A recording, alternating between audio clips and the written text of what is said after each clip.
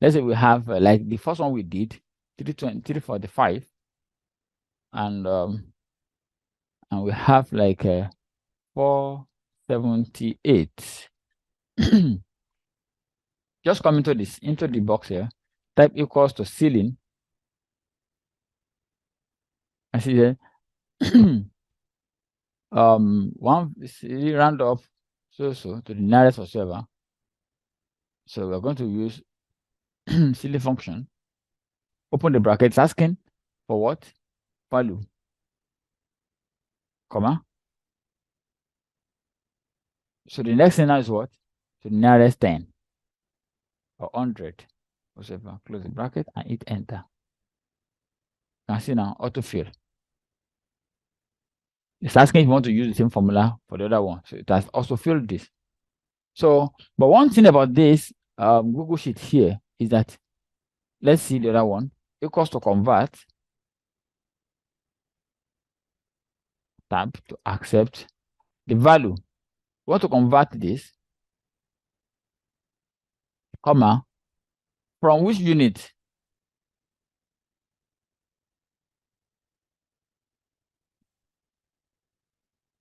Sorry. This example, that's one thing about Google. You can see this when I click on this. Actually, because unlike Excel, when we click on this, it started popping up the list. But here we don't have it. So if you click on this, it will enable whatever, enable suggestion this. So these are enabled already. But how do you do it? Click on this. See the samples here. You want to learn more, you click on learn more. This is how to use a formula in Excel. In Google Sheet, you can learn your formula here. Convert from what? Double quote, put this, double quote, put this. So we are converting now from what? From centimeter, double quote, cm, double quote, comma, to what? To meters, double quote, m, double quote, enter, hit enter. So it has converted it into what? 3 meters and 45 cm, or 3.45 centimeters. So that is how to use convert function in both Excel and in Google Sheet. So they work almost like the same, in the same way. So let's go back to our Excel. Let's go back to our Excel.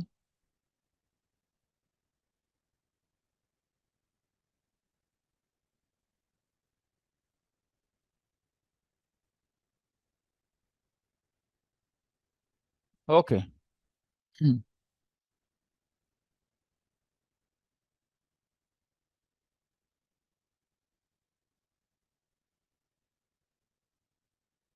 So then the next thing here is the interest too. Interest. Actually, in most cases, if you are taking loan in bank, you have the schedule of repayment. But you want to compute your schedule of repayment, there is template that you can use to do the schedule of repayment. But for the purpose of the class, we will not go deep into that now. We just do the a kind of a straight line method, which is the simplest way of computing the interest rate. Because when somebody borrow money, the interest on loan or interest or whatever, form part of the cost. Form part of the cost that the person must also take care of. How do we do that? Just by a simple calculation. You just use the simple calculation by what? 14 divided by sorry. Yeah, we have the interest. That is the 14 over 100 equals to 14. 14 divided by 100, or 0.14.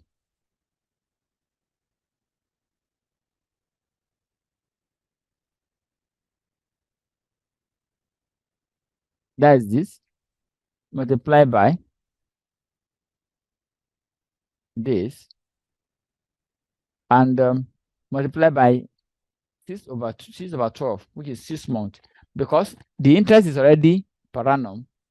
It's goes by 6 divided by 12. So which means that in 6 months, on straight line method, we are going to pay 840. And we divide this one by what? This one divided by 6.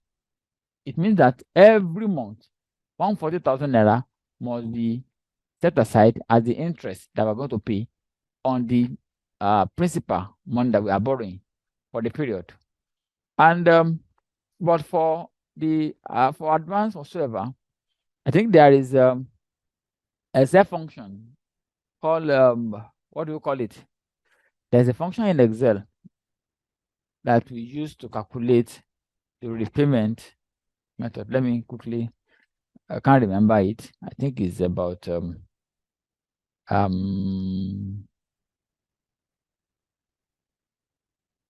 let me try something. Interest, no.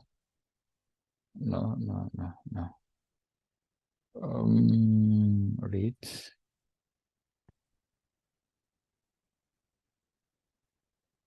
Okay. Payments. Okay, I think it's payment. This when you want to collect a loan, you know how much you want to pay in future. You want to know the rate. You have the present value and the future value. You want to know the rate of the interest. But let's quickly go from the payment perspective.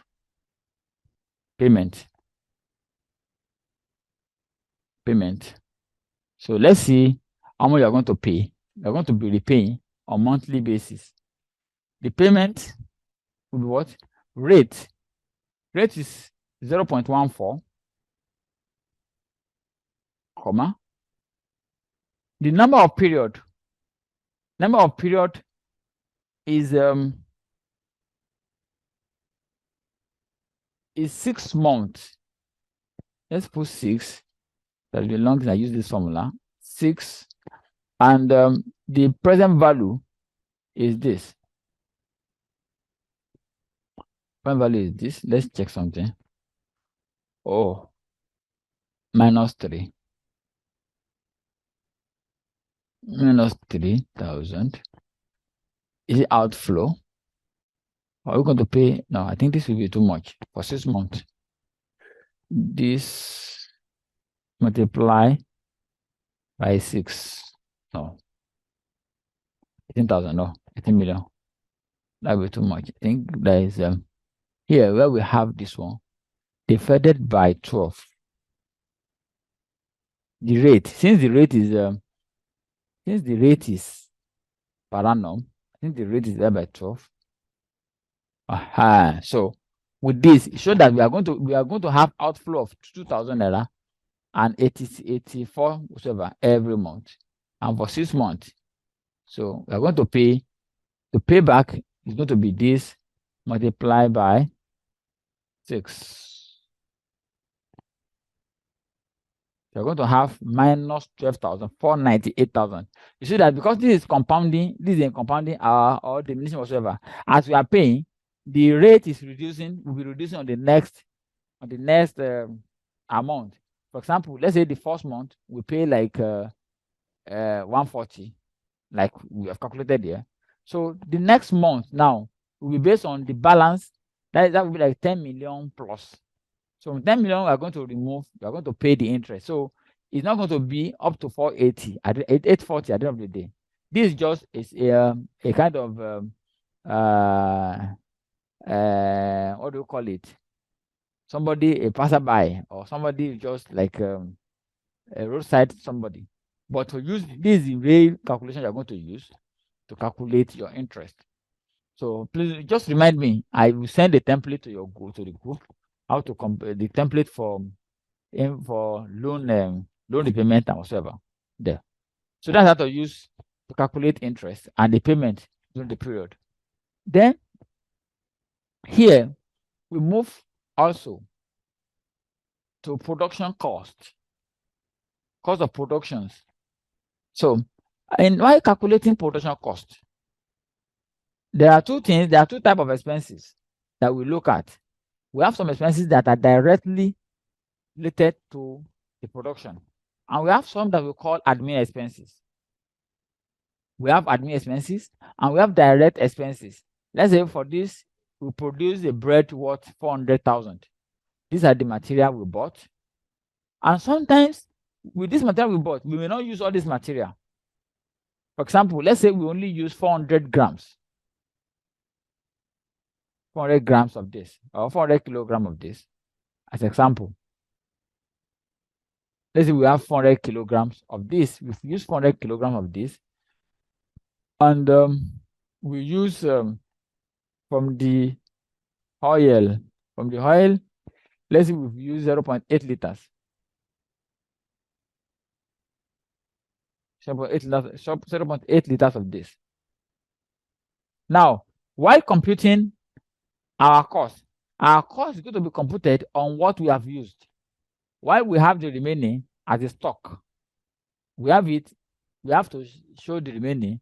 And assuming we bought this one in liter or in kilogram, like we did under convert, if we started using it in meters, or we started selling it in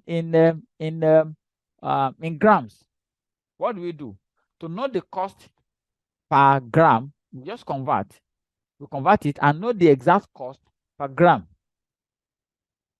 Is that clear now? So we convert it to know the cost per gram we are going to use to do our computation. For example, in this case now, we have this to be equals to this times 400 divided by 500. Sorry. 400 divided by 500 multiplied by 250. Click enter. So which means that we've only spent 200,000 naira of this. So not 250 this time around, it's going to be what? 200,000. Then we have other ones to be the same value equals to this. And they will copy this down. Except this, where we have equals to 0.8. Yeah, 0.8 multiplied by, since everything is just 1 liter, 0.8 multiplied by this,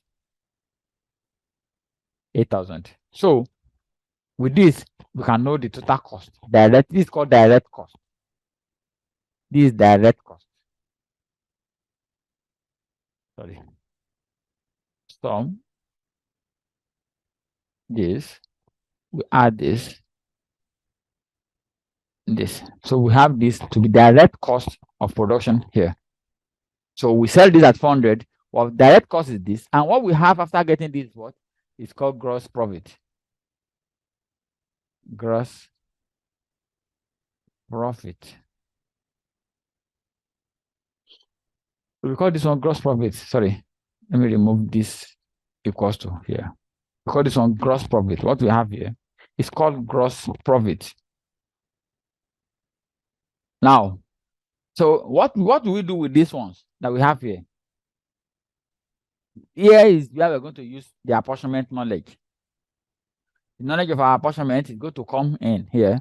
What we do here, we're going to share this. We're going to share this by, let's say the insurance is for 6 months or 1 year. It's going to be what? This divided by 12. If this is our sales for 1 month, it means that 4,116 is going to be added as admin cost for that period. So we have the rent per annum also. We can also use the same formula. We divide it by 12. Transportation cost is we are going to carry it just like that. And there's a labor cost. We are going to carry it just like that, 40,000. So these are the things we are going to look at. We must always look for while working on the costings. And sometimes there are some business. For example, In the case of this flour, where we have used 400 kilograms, what happens when there is when the remaining is not even up to 100 again? It means that we can in some cases we provide for waste.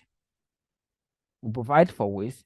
So it depends on the company. Sometimes you have maybe it's 0.2% or based on the experience, maybe 0.2% or 0.1% or whatever, 0.2%. Even when the company is running on zero waste policy, we must always provide for some. Oh, sorry, 0.2 will be too much. Wow, 0.02 rather, or 0.05 or whatever. Yeah, of the flour or of everything here can be provided for. So in case it happens like that, let's say this multiply by 0.02. So this must be also be catered for so that we don't run at loss at the expense of some other things there. So because by the time we want to use this one, what we have here may not be up to 100 grams again.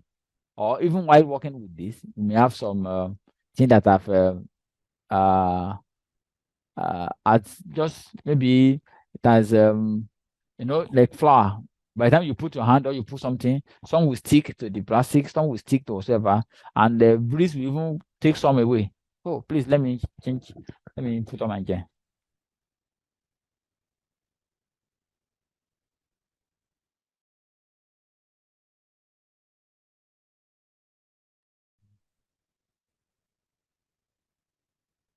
Okay. So it means that now our cost is no longer what 239, but what we're going to include this. So the gross profit now is going to be this 400 minus this. So these are gross profit. So from this gross profit now, we're going to remove what? We're going to remove this other admin cost or other operating cost. For the accountant, they still know that there are still some provision that they have to make, like the depreciation and some other things. That that will be all those ones are at the management account level. But for the purpose of just getting the profit is arrived at after adding all these. Here you can see here we have direct cost, delivery, which is like transportation. Here also we have transportation. Sometimes we have some transportation that is not directly related to the production cost. So when you have that, we have to remove it and do it separately as part of the running cost or admin cost or whatever. So let's minus this now. This one now minus this. So this when the man can talk that you can see that he has made profit. This is when this man can see that he has made what? He has made profit. At this level, not profit yet, until we apportion all these small expenses. At this point now, we can say that okay, it's making a profit. So when they now had or some other things, the thing may actually end up in loss. It's possible when you have provision for all the bakery equipment, the oven, the rest, this and that. By the time you had all those things now, the cost of the bread, or the profit may be just 5,000 naira in a month. His own salary is not there yet, and other things are not there. So these are the things that help businesses to know when they are whether they are making profit or not. It's not just about buying and selling alone. We have to go beyond that and ensure that every cost are captured. That's where we are going to. That's where the knowledge of what we did yesterday will come into play. Then another thing that always come up also is the common terms, margin and markups. Margin and markups. While margin is directly on sales, let's make it bolder. While margin is directly on sales, markup is on cost. Actually, both of them, they are saying the same thing in different ways, from different perspectives. The same thing from different perspectives. For example, this simple example is we have the company sell a product of $100. The cost of goods sold is 50, and the profit is 50 naira. But calculating the profit margin here, since the margin, can see I said profit margin, the margin is on sales. It's going to be what? 50, going to be $50 all over the purchase price, which is 50. Is 50. Sorry, it's on sales. Margin is on sales. All over 100 times what? Times 100. Which means we have 50%. 50%. But going by this, by the markup is going to be on the cost, which means that out of we spend 50% to buy the product and we make 50% on it. So what do we have? 50% all over 50%. 50 over 50 naira, sorry, 50 naira over 50 naira times what? Times 100. So here we have 100% markup. Where do we use it? Actually, when we are doing costing, we use markup to do the costing.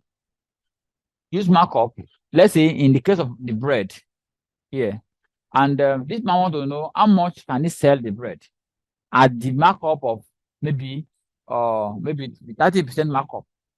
What do we do? Come here, equals to this times this one, that is the total cost multiplied by the markup will be what? 30%. 30 what? 30%. 1.30. Okay. 30%. Yeah, we have 30%. Now, we are not in advanced Excel class. So we don't stop. So with this now, you can also okay. This is expected profit plus the cost now will be this plus this. So if we have produced, if this is what we expect to make as profit, this is what we expect to make as profit. Now let's calculate how many bread have we made? 500 bread. What is the selling price per one? Selling price is what? This one divided by 500. So here we have the cost part of what? 408. Remember what we did earlier? Instead, we cannot sell at 408 for 20 kobo. What do? We use our ceiling function. We sell at 410 or 450. Ceiling equals to ceiling function. Select this, comma, and we make it like in 50. In Nigerian case now, we need 50 naira. 10 naira, 20 naira. So 400, that means we're going to sell at 450 naira. If we are going to say, if we want to do whatever, we sell at 410. You see that instead of having like so in this case now, how much are we going to make? It's going to be 450. Our sales is going to be something like equals to 450 times 500. Times 500. So that's how to use Excel to solve some mathematical or some business problems. So let's go back to our spreadsheet. So most of those functions too, especially all those mathematical minus or equals to all those ones, they work the same way.